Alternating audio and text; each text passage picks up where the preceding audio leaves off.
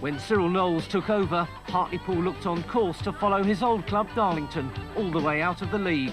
But the classy former Spurs defender has kick-started the pool.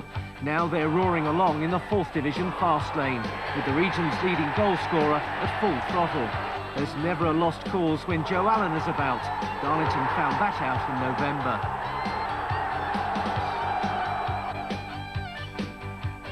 Over at Feetham's, the Quakers' prayers were answered with the life of Brian. Little by name, but not by achievement.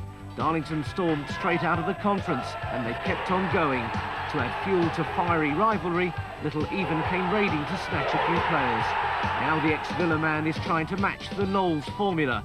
Cyril, the last man to take Darlington up. Welcome to the Victoria Ground, where they've not seen many derby games like this one. And certainly this 112th meeting between two of the great rivals in North East football has brought the fans out in force. The home side know that promotion points are even more at stake than local pride. Cyril Knowles' team are 8 points behind leaders Darlington, but with 2 games in hand. A home win today would bring the Quakers within reach. The manager makes one change in the side that lost another local derby 7 days ago, 2-0 at Scarborough. Paul Olsen is out of the midfield with a stomach muscle injury, so John Tinkler is brought in.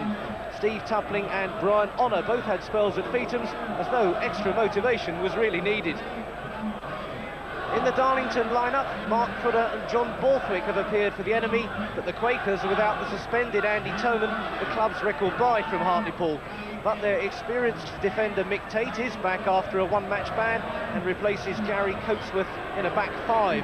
Otherwise, it's the side that won an Aldershot on Tuesday night to put Darlington back on top of the table. Today's referee is Kieran Barrett from Coventry.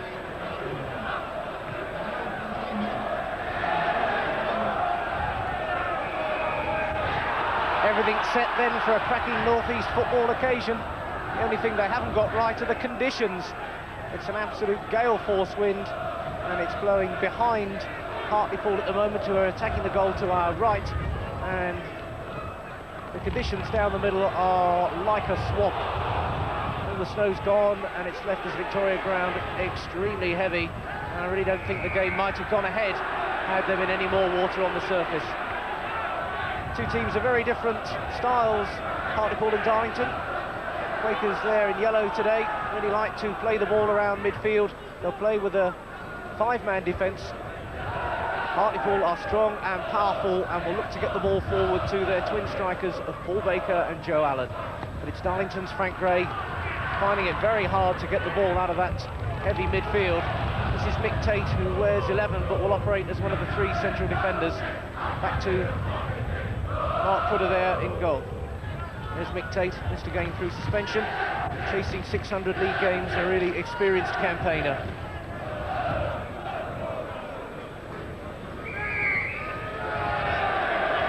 Pushed there by Borthwick, I think. Karen Barrett from Coventry. Been to the Victoria Ground this season, and only just passing it fit for play.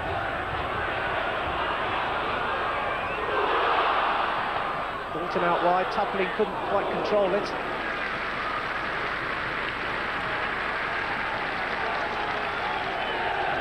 Cyril Knowles there, the greying figure there, which he puts down to the pressures of management, though he must have smiled a little wistfully when he heard that Kenny Dalglish had walked out this week.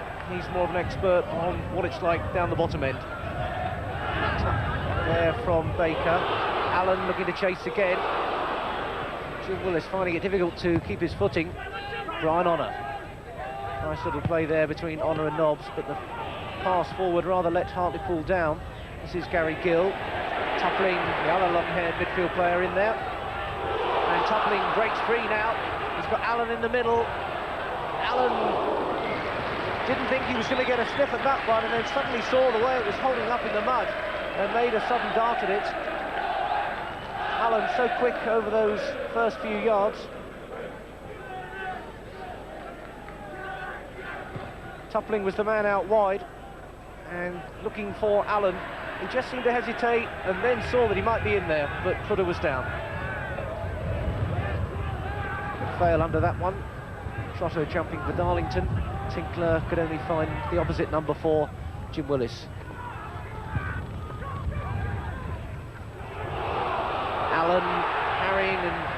worrying Willis there, but Darlington number 4 did well, although his final pass has surrendered possession, did the good work and then spoiled it rather. Pools now with the ball. Tinkler, Prudder didn't like that one little bit. It was a really difficult one from John Tinkler, and so nearly brought the opening goal. Terrible one there for goalkeeper Mark Prudder. Just managed to push it out from underneath the bar. There it is, big high up and under, and just gets it away. Another close call there. And Honor right across the face of that goal there.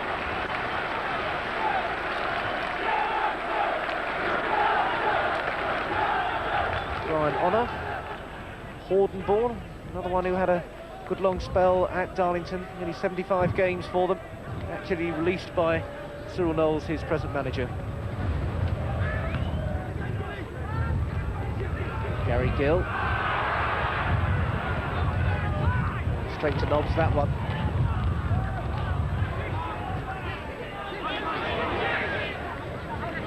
Nobbs again. And a bad run this. Baker, great save there by Prudder. And what a good run it was from Paul Baker. And a good save too from Prudder. But McKinnon's still trying to keep it going for Hartlepool. Dalton.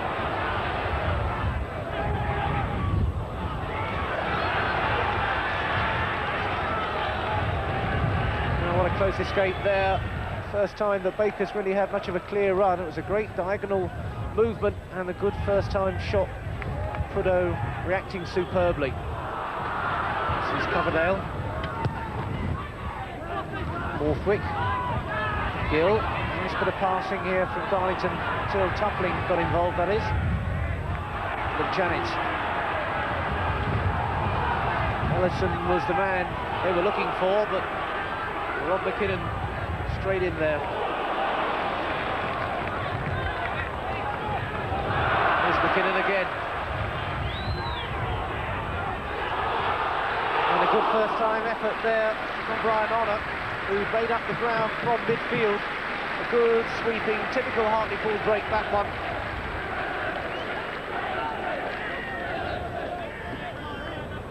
Deep it came. And they hadn't really seen Brian Honor coming on the blind side, but he couldn't direct the shot. Toppling, losing out there to Borthwick. Now Gary Gill. Gill looking as though he might get round Pennyworth, but Janet supporting on the right. Darlington with a chance to put a bit of pressure on for a change. Ellison, Darlington's throw. Breakers keep up this movement.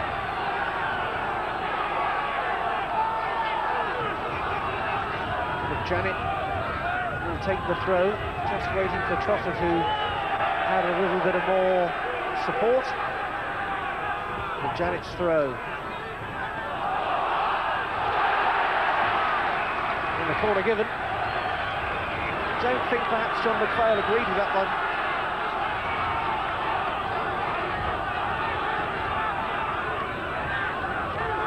McPhail arguing over that decision, and taking up his position to deal with the consequence of it, the corner kick. Kevin Smith, the number 5, is up there, you can see, for Darlington. Now escape there, Smith is still there, Ellison, great appeals for handball again as the ball was blasted into the ruck of Hartlepool players by Lee Ellison, and again it would have been a fairly harsh decision. Dobbs forward. Tate again, who's had an outstanding first half. McKinnon for Dalton. Those two work well together down that left flank. Given away there for Toppling. Now Allen's away. Can he get to it first? Brave challenged that from Prudder, and he's not got up yet. Prudder knew exactly what to expect there from Joe Allen. Allen, who's had a tremendous season, 22 goals. He was the Football League's leading goal scorer a week or two ago. And he's perhaps content to be the 4th Division's top man at the moment. Mark Prudhoe back, former Sunderland keeper. So many of the players have done a bit of a round robin of the local clubs. It's been the good players who've had to be selected these days. Hartlepool and Darlington setting their standards fairly high.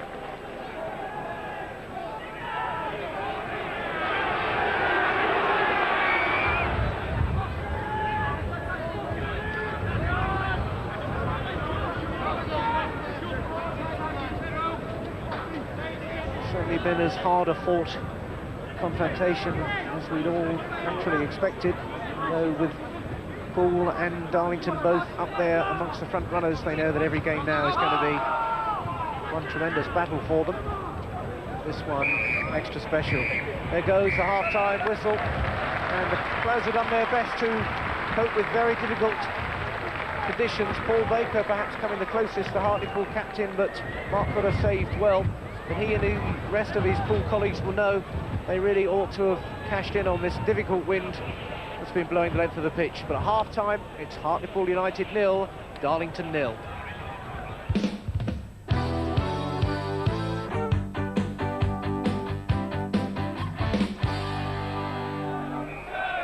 Second half gets underway. Darlington now have the wind advantage. And they certainly trail in these derby stakes. Hartlepool have won 48, Darlington only 17, 46 drawn. And that's the state of play at the moment, of course. No goals so far, though plenty of signs in the last 20-25 minutes of that opening half that the players have come to terms with the conditions. And certainly Darlington were getting far more into their normal passing stride, although it was Hartlepool who carved out the better chances.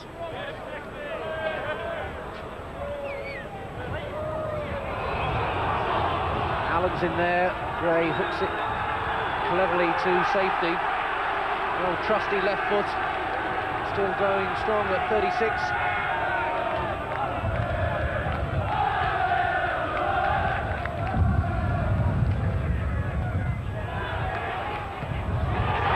an amazing effort there for Baker. That was a shot out of nothing. Paul Baker scored some classic overhead goals. The goals of the season last year, and he can afford to smile at that effort, and so can Prudhoe once he dealt with it. Spectacular effort there from Baker, and once again Prudhoe the match for it. Back with the corner kick now. Kinnan it is who's taken it. And McPhail, Tinkler. Difficult one for Prudhoe this. Baker challenging, Prudhoe did well. And Gray hooks it clear. And the pressure off that Darlington goalmouth for the moment anyway. Not for long, it looks. Now McJanet with some space.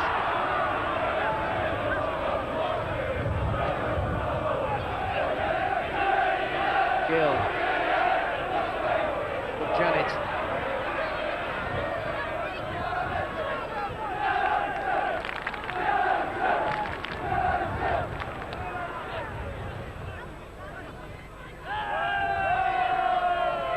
Janet. Cox can watch that one. Kinnan. Tate. He finds Tinkler. Tinkler going into the heart of the box. Ran straight into Tate, which is not too clever an idea. Trotter. Again, the Hartlepool win it back. They're really showing some determination, this Hartlepool's. Baker's on the far post, but it didn't reach him quite this time. Baker, and Prudhoe was struggling again, and somehow Prudhoe managed to keep that one out, but Baker really fancies the difficult ones. His third excellent strike at goal, and all of them have been instinctive first-time efforts, but unfortunately for him, he's found Prudhoe the equal to him every time. Once again, as far as Ellison and Gill. It was a brave effort by Gary Gill. He's been watching the effective efforts Paul Baker's been having with the volleys. that one, but it was always going up. Now Dalton, happy to have a run at the defence. Tate's coming across. Good tackle from Tate. Really had a stormer, Mick Tate, playing that sweeper role very effectively.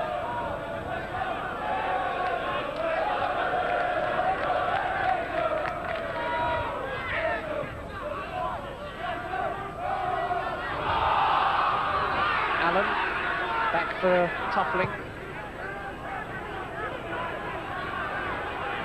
Honor, Tinkler with the support.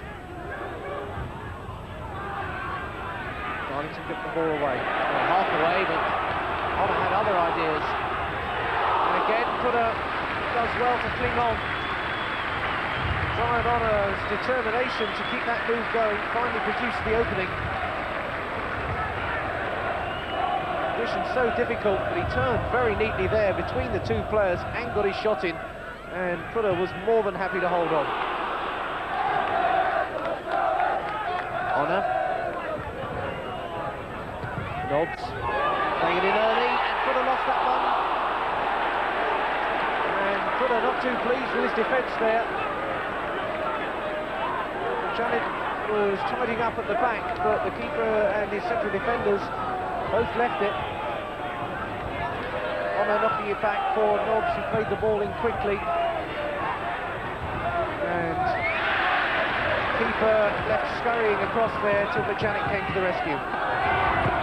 Tate. Allen blocked it enough to give Baker the ball, and Dalton again.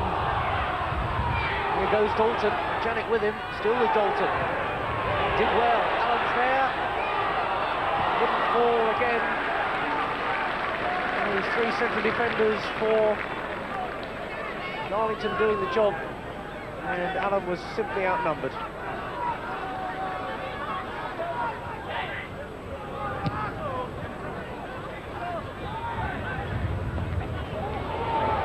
Thought it might have fallen his way then. Came off for a Hartlepool defender. Ryan Cox can't believe it, but it's a corner kick to Darlington. Just coming up to 5 minutes left in this game. Could this be the chance that Darlington have been looking for?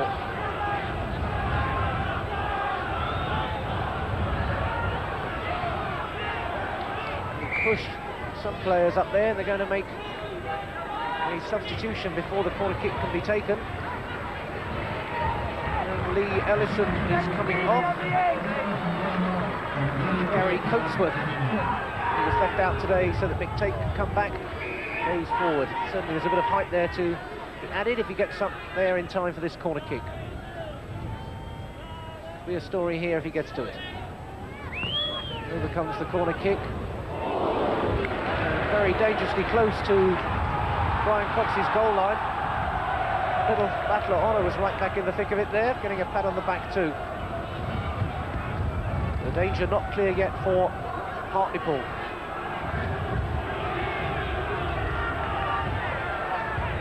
With Frank Gray over there who will take it, the assistant manager.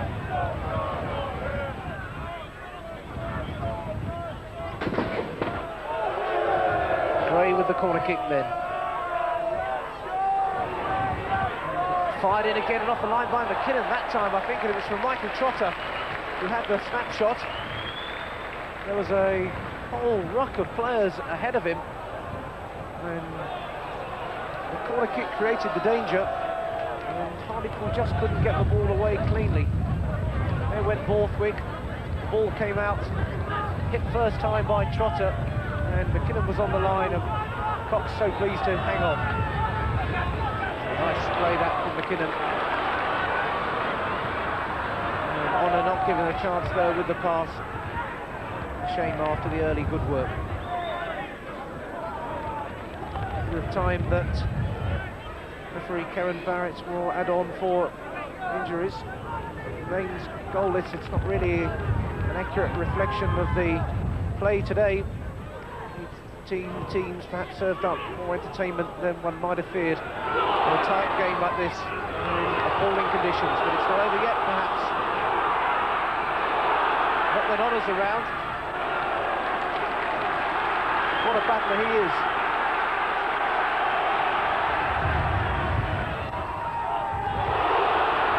Honor. And they've got the corner kick. They'll have to hurry. We've played 1 minute already of stoppage time.